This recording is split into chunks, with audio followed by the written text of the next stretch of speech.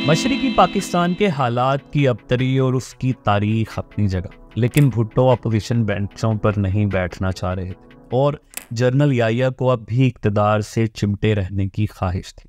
जुस्तजू में शेख मुजीबुर रहमान की दास्ताने हयात की तीसरी एपिसोड में हम ये भी जानने की कोशिश करेंगे कि भुट्टो और शेख मुजीब की दरिया की सैर के बहाने मीटिंग, जहां पर इक़्तिदार में शिरकत का फार्मूला तय करने की कोशिश की गई।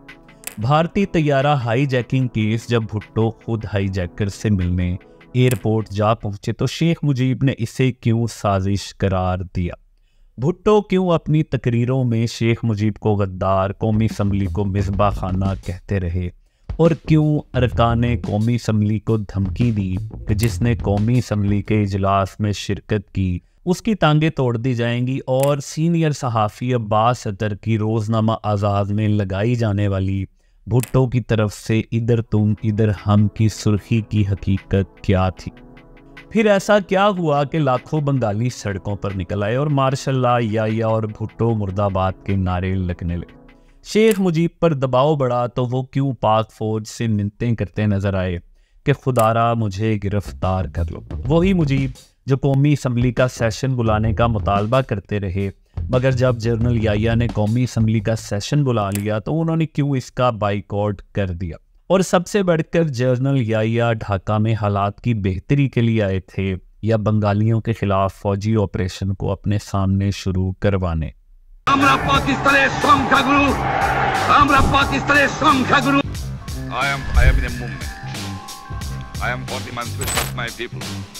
I am ready to sacrifice everything for the cause. ना मंजूर, ना मंजूर, जहन्नम में जाए, सुअर के बच्चे जहन्नम में जाए।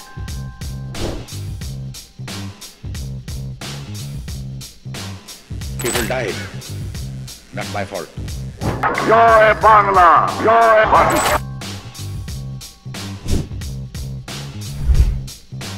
अफसोस के साथ जुल्फ़िकार अली भुट्टो का सिर्फ एक ही मुतालबा था कि इन्हें शरीके इक़्तिदार किया जाए। जनवरी में ही जब भुट्टो मामलात को हतमी शक्ल देने ढाका पहुंचे तो अपना मौक़िफ़ एक दूसरे पर वाज़े करने के लिए शेख मुजीब और भुट्टो ने दरिया की सैर के बहाने एक नामालूम मकाम पर खुफिया मुलाकात की, जिसमें कई घंटे तक दोनों रहनुमाओं ने अपना अपना मौक़िफ़ पेश किया। कहा जाता है कि यहाँ पर भुट्टो ने शेख मुजीब से वादा किया कि वो 15 मार्च को कौमी असम्बली का इजलास बुलाने पर राज़ी हैं और मगरिबी पाकिस्तान वापस जाकर इसको हतमी शक्ल देंगे।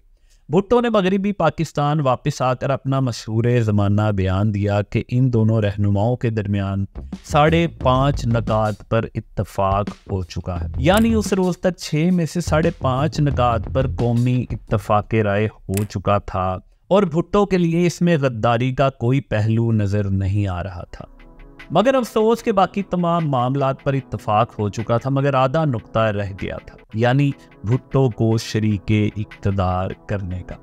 शेख मुजीब किसी भी सूरत इसको मानने पर तैयार नहीं थे। भुट्टो सदर पाकिस्तान फिर डिप्टी वज़ीर आज़म से वज़ीर ख़ारजा बनने तक आ गए और जब शेख मुजीब ने ऐसा कोई भी मुतालबा मानने से इनकार कर दिया तो आखिर में भुट्टो ने आइन में सदर मुंतखब करने का इख्तियार मांग लिया। मगर शेख मुजीब को ये डर था कि वो इस इख्तियार का इस्तेमाल करके कहीं खुद सदर ना बन जाए। जनरल याहिया ने मुनीर अहमद मुनीर की किताब अलमिया मशरकी पाकिस्तान 5 किरदार में बताया है। जनवरी 1971 में मैंने उसे ईस्ट पाकिस्तान भेजा था कि जाके मुजीब से बात करो। उसके बाद जब मैं ईस्ट पाकिस्तान गया मैंने मुजीब से पूछा कि भुट्टो को मैंने ख़ास तौर पर आपसे मिलने के लिए भेजा था। मुजीब कहता है, यस सर। आपको पता है जब वो मुझे मिला तो उसने क्या कहा? पहली बात उसने ये की कि मुझे इसमें से क्या मिलेगा। मैंने पूछा कि तुम क्या चाहते हो? कहने लगा वज़ीर आज़म या वज़ीर ख़ारजा बना दो। मुजीब कहता है, मैंने जवाब दिया कुछ नहीं, मैं आपको कुछ नहीं दूंगा, मैं मुल्क में खुद हुकूमत करूंगा और आपको अपोजिशन में बैठना होगा। भुट्टो जैसे ही मगरिबी पाकिस्तान पहुंचे तो वाक़यात की एक सीरीज़ शुरू हो गई कि शेख मुजीब और भुट्टो में इख्तलाफात बहुत बढ़ गए हैं। भारतीय तैयारे की हाईजैकिंग, लाहौर में भुट्टो की हाईजैकर से मुलाकात, तैयारे को नजर आतिश करना और हाईजैकर्स को कौमी हीरो करार देना। फिर मगरबी पाकिस्तान में अवामी लीग के दफातर पर हमलों को शेख मुजीब ने इक़्तिदार की पुरअमन मुंतकिली के खिलाफ साजिश करार दिया। जनरल याहिया ने शेख मुजीब को मुज़ाकरात के लिए रावलपिंडी बुलाया। शेख मुजीब ने 19 फरवरी को इस्लामाबाद आने का वादा किया तो भुट्टो के बयानात में तेज़ी आ गई और फिर जनरल याहिया ने 3 मार्च को कौमी असम्बली का ढाका में इजलास बुलाने का ऐलान कर दिया। कौमी असम्बली का इजलास बुलाने के बाद जुल्फ़िकार अली भुट्टो के बयानात में हैरानकुन तौर पर तेज़ी आ गई। उन्होंने इससे कबल 1970 के इंतखाबात में अपनी इलेक्शन कैंपेन के दौरान शेख मुजीब के 6 निकात पर तनकीद करने वालों को आमरीयत का साथी करार दिया था। मगर अब जब ढाका में असम्बली का सेशन बुलाया गया तो उन्होंने खुद 6 निकात पर तनकीद शुरू कर दी, वही 6 निकात जिनमें से 5.5 पर वो खुद राजी हो चुके थे। उन्होंने 15 फरवरी को पेशावर में प्रेस कॉन्फ्रेंस करते हुए ना सिर्फ असम्बली के इजलास का बाइकआउट कर दिया बल्कि कौमी असम्बली के लिए ज़िबा खाने का लफ्ज़ इस्तेमाल किया और अपने अरकाने कौमी असम्बली को ढाका जाने से रोक दिया। और इन बयानात के जवाब में शेख मुजीब ने इस्लामाबाद आने से ये कहकर इनकार कर दिया कि इन हालात में ऐसा मुमकिन नहीं। मेजर राव फरमान एक इंटरव्यू में बताते हैं, हमने मुजीब को सदर से मुलाकात पर आमादा कर लिया। 19 फरवरी को उसकी रवानगी थी, लेकिन 18 फरवरी को भुट्टो ने यह बयान जारी कर दिया कि ढाका मगरिबी पाकिस्तानियों के लिए ज़िबा खाना है। मुजीब ने यह बयान पढ़ने के बाद मुझे फ़ोन किया और कहा, भुट्टो साहब ने यह बयान दिया है, अब मैं इस्लामाबाद नहीं जाऊँगा, इसलिए कि अगर ढाका मगरिबी पाकिस्तानियों के लिए ज़िबा खाना है तो इस्लामाबाद भी मशरिकी पाकिस्तानियों के लिए जेल से कम नहीं। इसके बाद मेरी मुजीब से मुलाकात हुई तो उसने कहा, मेरे और भुट्टो के दरमियान 6 निकात पर कोई ख़ास इख्तलाफ नहीं, सबसे बड़ा इख्तलाफ इक़्तिदार में शिरकत का है। उसके ख्याल में उसे मगरिबी पाकिस्तान की अक्सरियती पार्टी का लीडर होने की वजह से सदर बना दिया जाए और मशरिकी पाकिस्तान में मुझे वज़ीर आज़म के तौर पर लिया जाए, मगर कानून की रूह से ऐवान में अक्सरियती पार्टी का लीडर सदर नामजद करता है। मैं भुट्टो की ख्वाहिश के मुताबिक उसका नाम सदर के लिए पेश नहीं कर सकता। ये 28 फरवरी का दिन था जब जुल्फ़िकार अली भुट्टो ने मीनार पाकिस्तान में अपने वो तारीखी जुमले कहे कि जमात के फैसले के खिलाफ अगर कोई रुकन कौमी असम्बली ढाका गया तो वापसी पर उसकी टांगें तोड़ दी जाएंगी। मगरिबी पाकिस्तान के जो रहनुमा ढाका की तरफ भाग रहे हैं उनको सिर्फ एक तरफ का टिकट खरीदना चाहिए। अगर वो 6 निकात पर अंगूठा लगाकर वापस आए तो अवाम उनसे इंतकाम लेंगे। अफसोस का मकाम है कि एक आईनी मसले पर सियासत खेली जा रही थी और भुट्टो के बयानात से मुसलसल मशरिकी और मगरिबी पाकिस्तान में कशीदगी में इजाफा हो रहा था। मुजीब ने टांगे तोड़ने के बयान पर भुट्टो को शानदार जवाब दिया, जिस पर शायद अमल हो जाता तो आज सूरत हाल मुख्तलिफ होती। अगर आप 83 अरकान के साथ यहाँ नहीं आ सकते तो हम 160 अरकान ये भी कह सकते हैं कि हम वहाँ नहीं जा सकते। इस बहरान का हल सिर्फ कौमी असम्बली के अंदर बहसो तमहीज़ के ज़रिए ही निकल सकता है। मैं मर जाऊँगा लेकिन नाइंसाफ़ी के आगे नहीं झुकूँगा, पाकिस्तान बरकरार रहेगा। तलखियाँ बढ़ रही थी और जनरल याहिया सरबराह मुमलिकत होने की हैसियत से कोई मुस्बत किरदार अदा नहीं कर रहे थे, बल्कि कुछ लोगों का तो ये ख्याल है कि वो अब इतने ताकतवर रहे ही नहीं थे, बल्कि भुट्टो और उनके हामी जर्नैल खुद सारे फैसले उनसे करवा रहे थे। कुछ भी हो, मगर जनरल याहिया ने इंतहाई ड्रामाई अंदाज में 1 फरवरी को कौमी असम्बली का इजलास गैर मुअय्यना मुद्दत के लिए मुलतवी करने का ऐलान कर दिया। G.W. चौधरी अपनी किताब the last days of United Pakistan में लिखते हैं, कौमी असम्बली के इजलास के इल्तवा के लिए सदर ने जो बयान तैयार करवाया था, जनरल पीरज़ादा ने उसे नज़रअंदाज करते हुए भुट्टो के तैयार करदा इस बयान को जारी किया था, जिस पर याहिया से जबरन दस्तखत करवाए गए थे और जो इश्तियाल अंगेज़ था।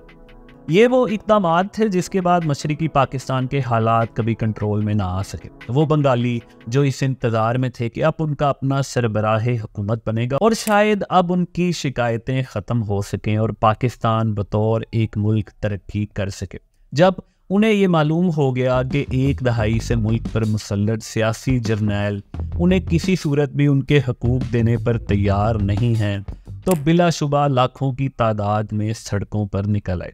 मगर इस बार उनके नारे कौमी हुकूमत मुर्दाबाद, मार्शल्लाह मुर्दाबाद, याह्या खान भुट्टो मुर्दाबाद तक पहुंच चुके थे। सूरत हाल अब वाकई हाथ से निकल चुकी थी। मुजीबुर रहमान इस मौके पर सिर्फ यही कर सकते थे कि वो लाखों के हजूम को मुतशद्दद होने से रोकने के लिए कोई राह दें, कोई एक्टिविटी दें, तो उन्होंने हड़ताल की कॉल दे दी। मुजीब पर यह दबाव बढ़ रहा था कि वो बांग्लादेश के क़याम का ऐलान करें। इंतहा पसंद अनासिर उन पर मुसलसल दबाव डाल रहे थे। मुजीब अवामी जलसों में बड़के मारते थे, मगर वो मुसलसल पाकिस्तानी अवाम और सियासी जर्नलों से मिन्नतें करते रहे कि वो फौरी तौर पर कौमी असम्बली के सेशन की तारीख दें, ताकि वो इस हजूम को कंट्रोल कर सकें और बंगाली अवाम को मुतमईन कर सकें। सदीक सालिक अपनी किताब विटनेस टू सरेंडर में लिखते हैं, 1 मार्च हमारे लिए एक अलमिये का अहम मोड़ था। उस रोज़ मुजीब ने अगरचे प्रेस कॉन्फ्रेंस में शदीद रद्द अमल का मुजाहरा किया, मगर फ़ौरन बाद वो गवर्नमेंट हाउस पहुंचा और आला फौजी हुकाम से इज्जो इनकिसारी के साथ दरख्वास्त की कि मुझे इजलास की नई तारीख ले दीजिए। मैं अब भी सूरत हाल पर काबू पा लूँगा, अलबत्ता गैर मुअय्यना मुद्दत के लिए ताख़ीर की गई तो वक्त हाथ से निकल जाएगा। लेकिन इस्लामाबाद ने गवर्नर एहसन की तजवीज़ मानने की बजाय उसे फारिग कर दिया। ये एहसन की नहीं, मशरिकी पाकिस्तान के अवाम की उमंगों की तौहीन थी। और जब इसके जानशीन जनरल याकूब खान ने भी कौमी असम्बली का इजलास फ़ौरन बुलाने पर जोर दिया, तो उसे भी इस्तीफ़ा देने पर मजबूर कर दिया गया। यही मार्च 1971 था जब मशरिकी पाकिस्तान में कई मकामात पर अफवाज और मुजाहिरीन के दरमियान मुठभेड़ होने लगी और कई बंगालियों को जान से हाथ धोने पड़े। मगर अब जनरल याह्या की अक्लमंदी मुलाहिजा फरमाएं कि बजाय कौमी असम्बली के सेशन की तारीख देने के, उन्होंने गोलमेज कॉन्फ्रेंस का प्रोग्राम बना लिया। शेख मुजीब को इसके लिए दावत दी, जिसे ज़ाहिरी सी बात है शेख मुजीब ने फौरी तौर पर मुस्तरद कर दिया। जनरल याह्या ने आखिरकार 6 मार्च को ऐलान किया कि 25 मार्च 1971 को कौमी असम्बली का सेशन होगा। मगर अब सूरत हाल नया रुख इख्तियार करने वाली थी। शेख मुजीब ने कौमी असम्बली के सेशन की नई तारीख को नया ड्रामा करार देते हुए ऐलान किया कि अब 4 निकाती फार्मूले पर अमल तक हम इस सेशन का बाइकआउट करेंगे। यानी पहले मार्शल लॉ उठाया जाए, फौज बैरकों में वापस जाए और इक़्तिदार मुंतखब नुमाइंदों को सौंपा जाए। अब शेख मुजीब सियासी जर्नलों पर भरोसा करने के लिए तैयार नहीं थे और वो ये चाहते थे कि उन्हें इक़्तिदार सौंपा जाए और अब वो खुद कौमी असम्बली का सेशन बुलाएंगे और हुकूमत चलाएंगे। पाकिस्तान 2 टुकड़े कैसे हुआ और इन सब अवामिल में शेख मुजीबुर रहमान की 7 मार्च की तारीख बहुत अहमियत की हामिल है। ये एक तारीखी तकरीर थी। इससे कबल ये पेश गोइयाँ की जा रही थी कि बांग्लादेश की आज़ादी का ऐलान होने वाला है, लेकिन शेख मुजीब ने इस तकरीर में इस तासर को बिल्कुल गलत साबित किया और बातचीत पर जोर दिया और इस मामले का एक और पुरअमन हल तजवीज़ कर दिया। उनका सिर्फ यही मुतालबा था कि फ़ौज सरहदों पर वापस जाए और इक़्तिदार मुंतखब नुमाइंदों के हवाले किया जाए, और उनका यही मुतालबा शायद गद्दारी था। उनके अल्फाज थे, हमारे लिए अब भी वक्त है कि भाइयों की तरह मिलकर रह सकें, बशर्ते के मामलात पुरअमन तौर पर सुलझाए जाएं। भुट्टो ने मुज़ाकरात जारी रखने की बजाय धमकियों का सहारा लिया है। पीपल्स पार्टी के सरबराह ने असम्बली को मिसबा खाना करार दिया और कहा कि मगरिबी पाकिस्तान के अरकान मशरिकी पाकिस्तान में दोहरे यरगमाल होंगे। मुजीब पर दबाव बढ़ चुका था कि वो आज़ादी का ऐलान कर दे। वो जनरल याकूब से भी टेलीफोन पर यह दरख्वास्त करते रहे कि मुझे गिरफ्तार कर लें, क्योंकि मुझ पर पाकिस्तान से अलहदगी के लिए बंगाली रहनुमाओं और अवाम का दबाव बहुत बढ़ चुका है और इस तरह से ये दबाव कम हो जाएगा और सूरत हाल को संभालने के लिए मज़ीद वक्त मिल जाएगा। शेख मुजीब के नुमाइंदे उनकी गिरफ्तारी के लिए दीगर सियासी जर्नलों के पास भी जाते रहे। JOC मेजर जनरल रिटायर्ड खादिम हुसैन राजा अपनी किताब a stranger in my own country east Pakistan में बताते हैं, रात के 2 बजे उनके दरवाजे की घंटी बजी। उन्हें जगा कर इतला दी गई कि 3 आदमी उनसे मिलने आए हैं। उनके नाम पूछे गए तो बताया गया कि इनमें से एक फौज का अपना इंटेलिजेंस ऑफिसर है और 2 सिविलियन है। जनरल राजा ने उन्हें अंदर बुलवाया और आने का मकसद पूछा। 2 सिविलियन जो अवामी लीग की तरफ से आए थे कहने लगे, इंतहा पसंद नासिर शेख मुजीब पर हद दर्जा दबाव डाल रहे हैं कि सपहर को आज़ादी का एक तरफा ऐलान कर दिया जाए। शेख साहब अब तक ये मुतालबा टालते रहे हैं, लेकिन अब उनमें मज़ाहिमत की हिम्मत नहीं रही। उन्होंने दरख्वास्त की है कि फ़ौज उन्हें अपनी तहवील में ले ले। जनरल खादिम राजा ने जवाब दिया, मुझे यकीन है कि शेख मुजीबुर रहमान जैसा मकबूल रहनुमा ज़रूर जानता होगा कि दबाव का मुकाबला किस तरह किया जा सकता है। आप उन्हें मेरी तरफ से कह दीजिए कि मैं कल रमना रेस कोर्स ग्राउंड में मौजूद रहूँगा और उन्हें इंतहा पसंदों के हाथों कोई गजंद नहीं पहुँचने दूँगा। लेकिन साथ ही उन्हें यह भी बता दीजिए कि अगर उन्होंने पाकिस्तान की सलामती के ख़िलाफ़ कोई बात कही तो मैं अपनी तमाम तोपें, टैंक, मशीन गन्ने लगाकर तमाम गद्दारों को नाबूद कर दूंगा और ढाका की ईंट से ईंट बजा दूंगा। हुकूमत करने को कोई बचेगा ना, हुकूमत करने के लिए कुछ बाकी रहेगा। जैसा कि मैंने पहले बताया कि 7 मार्च को शेख मुजीब पर बहुत दबाव था कि वो आज़ादी का ऐलान करें, मगर सड़कों पर मुक्ति बाहिनी और अवाम पुरतशद्दुद कार्रवाइयों में पहले से ही मसरूफ़ हो चुके थे। यही वो दिन थे जब जनरल टिक्का खान ढाका पहुंचे और 14 मार्च को भुट्टो ने इधर तुम इधर हम का नारा लगाया, जो आज़ाद अखबार के एडिटर सीनियर सहाफ़ी अब्बास सत्तर के मुताबिक गलत तौर पर समझा गया और उनका ऐसा कोई मतलब नहीं था और ना ही भुट्टो ने ऐसा कोई बयान दिया था। कि वो एक सब्जेक्टिव सुर्खी थी। भुट्टो साहब बिस्तर पार के जलसे में तकरीर कर रहे थे, जहाँ उन्होंने कंपैरिजन किया था कि उधर तुम्हारी ताकत है, इधर मेरी ताकत है, उधर तुम्हें सीटें मिली हैं, उधर मुझे सीटें मिली हैं। मुझे एग्जैक्टली वो लफ्ज़ याद नहीं रह गया जी। उसमें से मैंने ये सुर्खी निकाली, उधर तुम इधर हम। उसको जैसे मर्जी मैं उसको मैं क्या इसकी सुर्खी की वजाहत करूँ। यानी कि ये इस मुल्क की तारीख का हिस्सा इसलिए बन गई कि भुट्टो के मुखालिफ ने इसको उनके खिलाफ इस्तेमाल। जनरल टिक्का के साथ बंगाली सिविल इंतजामिया ने कैसा सलूक किया, उनसे हलफ लेने से कैसे इनकार कर दिया गया और दीगर तमाम रूदात क्या थी जो जनरल टिक्का को दरपेश आई, वो अब जुस्तजू पर जनरल टिक्का की कहानी में देख सकते हैं, जो इस आई बटन पर क्लिक करके देखी जा सकती है।